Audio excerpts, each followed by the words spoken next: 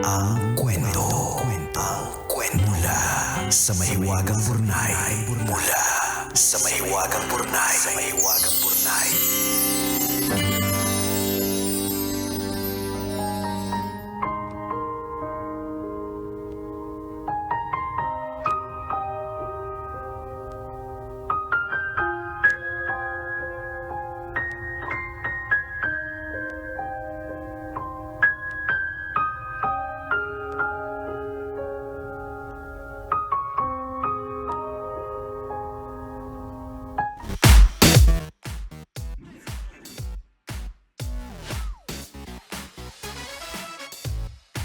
Nicole and Diego.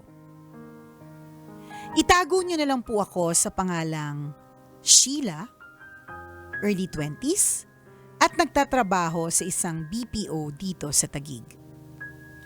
Sana po ay merry ang Christmas ninyo kasi ako po hindi masyado. Hayaan niyo pong ibahagi ko sa inyo kung bakit. Baka din po sakaling kapulutan ng aral ng mga listeners ninyo.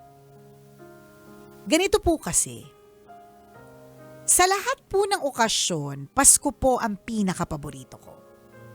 Espesyal po ang Pasko ngayong taon kasi tapos na po ako sa pag-aaral at may trabaho na. Kaya naman sinigurado ko po na napaghandaan ko ng bongga ang Pasko sa pamamagitan ng pamimigay ng regalo sa pamilya, mga kaibigan at mga katrabaho. Matyaga po akong namili at nagpuyat sa pagbabalot ng regalo. Excited na po akong makita ang reaksyon sa mga mukha nila kapag inabot ko ang regalo. Kahapon po nag-check ako ng balance sa ATM ko at nalungkot ako dahil wala nang laman. Nasaid, naubos sa kabibili ko ng mga regalo. Wala man lang natira para sa akin kaya talaga namang nakakalungkot. Sa mga susunod na taon, hindi ko nahahayaang mangyari ulit ito. Sa simula pa lang ng taon, gagawa na ako ng listahan ng mga bibilhan ko ng regalo at isusulat ko ang kaya ko lang gastusin sa bawat isa para hindi ako mag-over budget. Pagkatapos, Enero pa lang sisimulan ko na mag-ipon para sa aking Christmas fund. Kapag merong sale, paunti-unti na akong bibili ng mga regalo para makatipid. Ngayon, alam ko na hindi naman kailangan maging mahal ang isang regalo para ipadama na naalala ko ang kapamilya at kaibigan ko ngayong Pasko. Tunay na ang Pasko ay hindi lamang tungkol sa pagbibigay ng regalo. Ito din ay panahon ng pagsasama-sama. Mas matimbang pa din ang oras at presensya kesa anumang material na bagay. Ang simpleng salo-salo, pagdalaw o simpleng pakikipag-usap, malaking bagay na para sa mga mahal natin sa buhay. Ang tunay na diwa ng Pasko ay hindi nasusukat sa halaga ng regalong binigay, kundi sa pagmamahal at malasakit na ipinaramdam mo sa iba sa buong taon. Muli, maligayang Pasko mula sa aking puso. Ang inyong tagapakinig, Sheila. Ang ganda naman ng litanya ni Sheila. Kaya nga I would say na hindi naman malungkot yung Pasko mo. Kasi sa totoo lang, malungkot lang kasi nasaid. Pero sino bang hindi? Kasalanan mo rin din yan. Tsaka kahit na, parang na-excite ka rin naman talagang mamigay. Siguro kaya ka nalungkot kasi yung para sa sarili mo hindi mo nabigay. But you can always give for yourself Well, tingin ko, lahat naman tayo dumaan dyan At lahat tayo nasasaid. Nung nagtatrabaho ka, di ba yung excitement, bigyan mo lahat. Pero eventually, pag nag-mature ka... Oo, hindi na din lahat Parang pipiliin mo na din. Makikilala mo rin yung mga plastic. Totoo! At yung mga plastic, hindi mo na rin sila sasama sa listahan. Diba kaya parang feeling ko, every year, the list can change.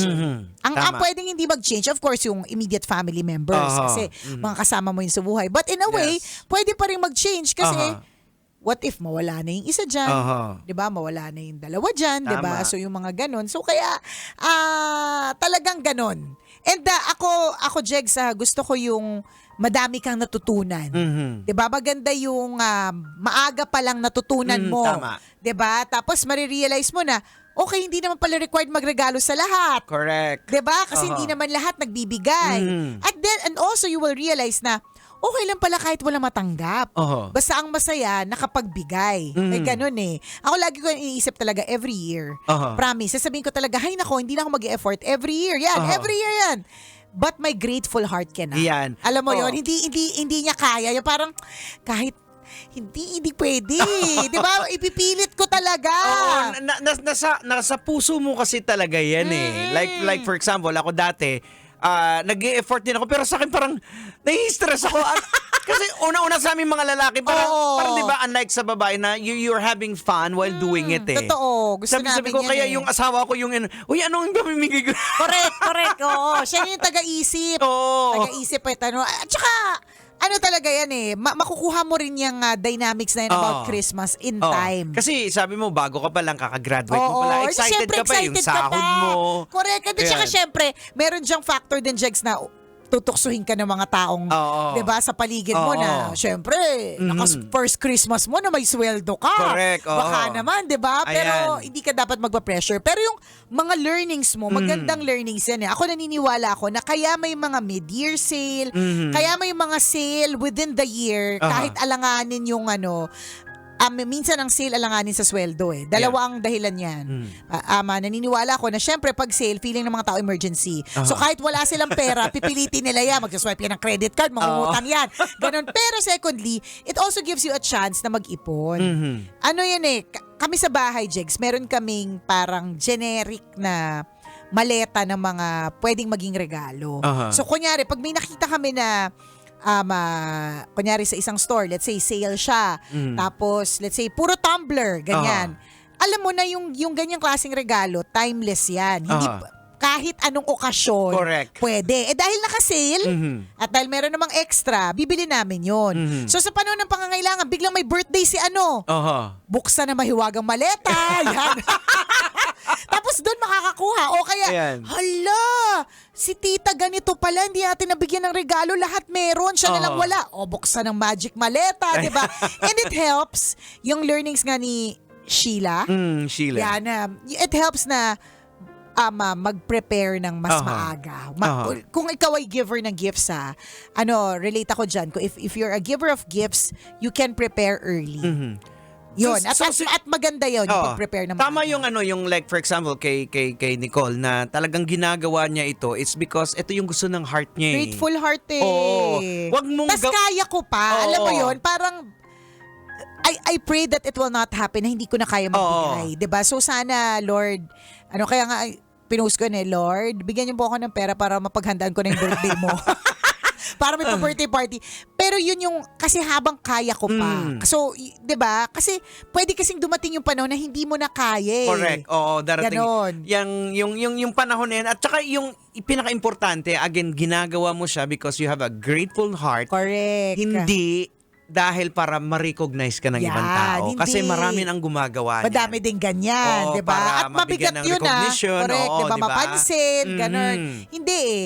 Nag-grateful ka kasi Nagbibigay ka ng regalo nang walang kapalit. Correct. Yan. Totoo. Oo. Ako, most of the time walang pakapalit eh. Oo. Pero sa akin, hindi siya parang, ba yan, binigyan ko ng regalo. Tapos ako, walay man lang ako natanggap Ayan. na regalo. Wala. O ba, stress ka kasi. Oo, masistress ako kapag ka ganun ang mindset. Yes, oo. Pero ang mindset mo, kung magre-regalo ka just because you want it, just because you're grateful, masaya siya. Yes, Ngayon, kapag oo. ka may nagbigay, bonus na lang yun. Yes, oo, yung tama. feeling lang ng hindi ka nakalimot, yung feeling na even with the small gesture, napakita mong na-appreciate mo yung tao. Correct. That enough in itself. Yung palang, regalo na yun eh. Yung masarap tama. na pakiramdam Yes, na ikaw ay oo. nakakapag-share, yun, regalo na yun Oo, eh. kasi priceless yung joy na naramdaman mo sa heart mo eh. Yes, 'di ba? Syempre bonggang-bonggang extra na kapag kalimbawa naregaluhan ka ng bongga. Kaya Oo. alam mo, hindi ko naman dapat yung isa nating kaibigan, binigyan niya ako ng regalong sobrang mahal. As in, naumiyak ako kasi Di mo in-expect? hindi ko ina-expect. Parang feeling ko, parang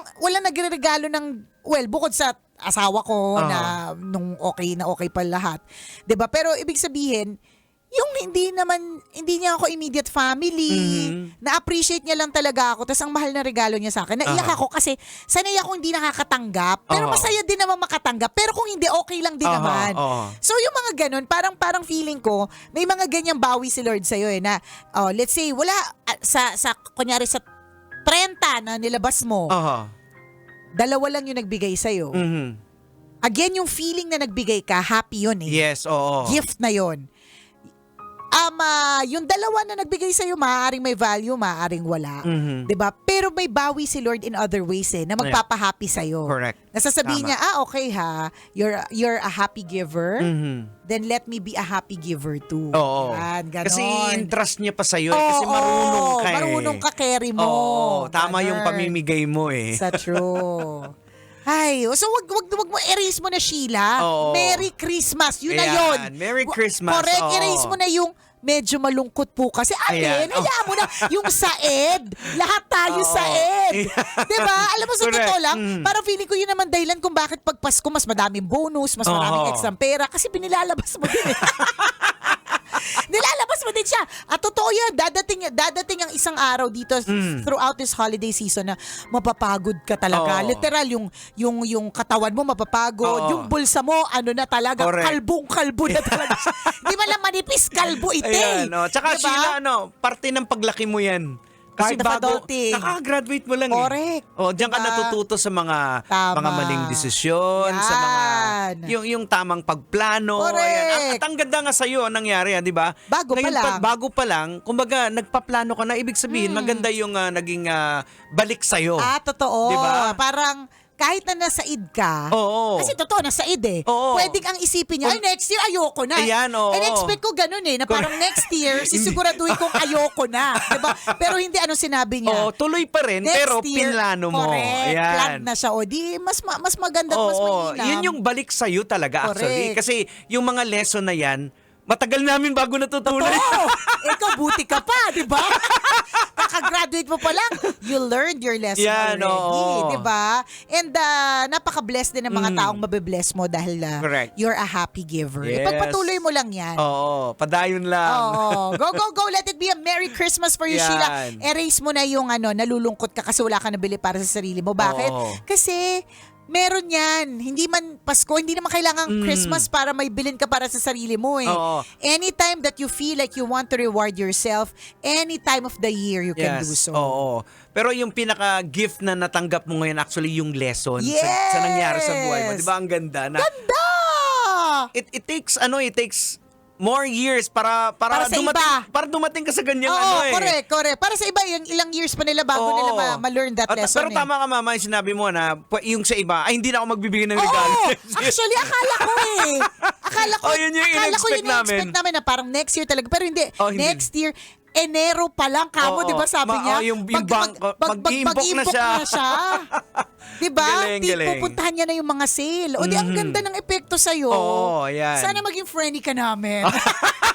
na ma-experience naman yan, Correct, Sheila. correct, oo. Salamat ng marami Ayan. sa pag-share ng iyong kwento. Ayan. Merry Christmas, everyone! Merry Christmas sa inyo lahat! Nakikinig pa ba kayo? Busy kayo, namamasko. O di ba kalasing ka pa? Correct, bakalasing! Nagigising pa lang o hindi pa gumigising. Tarantado to si Oo Nicole nga. at si Diego. Ang Dami pinagsasabi.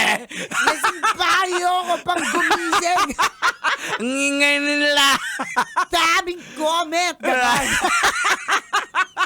O siya. Maraming Bye. salamat. Merry Hanggang dito na lang po mga Christmas. kumikinangers. Ako pong kumikinang na ulo, Diego Bandido. At akong kumikinang ina mo, Nicole Yala. Kailangan pa bang i-memorize yan? Basic! Merry Christmas! Merry Christmas! Ramdam na ang Pasko sa Love Radio. Basic!